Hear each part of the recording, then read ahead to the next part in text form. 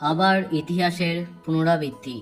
কাদম্বিনী গাঙ্গুলির জীবনের পরে বাংলা টেলিভিশনের দুই প্রধান চ্যানেল প্রতিযোগিতায় নেমেছিল, যার ফলস্বরূপ কোনোটাই টিআরপিতে সফলতা পায়নি।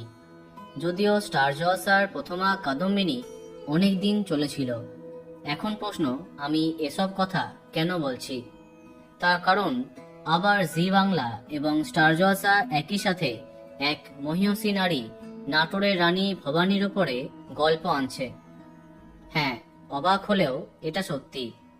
একদিন আগে জি বাংলা ঘোষণা করেছিল রানী রাসমণির পরে জি বাংলাতে আসছে রানী ভবানীর গল্প।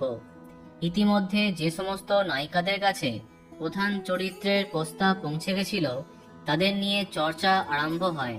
সেই চর্চায় যাদের নাম সামনে আসে তারা হলেন পল্লবী শর্মা এবং সৃজা দত্ত।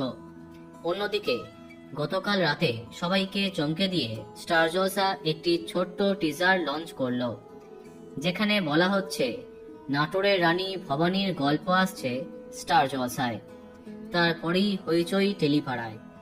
আবার মহিয়সী নারীর গল্প একই সময়ে দুই চ্যানেল নিয়ে আসছে।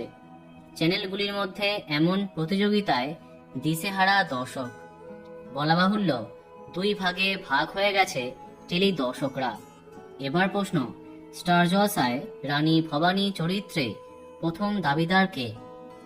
দর্শকের অনুমান, সোলাঙ্কি রায়কে দেখা যেতে পারে, কেননা কদিন আগেই তার কামব্যাকের কথা সামনে আসে। দেখা যাক কি হয়।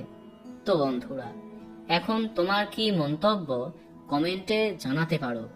আর এই রকমই আরো অনেক ভিডিও পেতে সাবস্ক্রাইব কারেন্ট বস। ধন্যবাদ।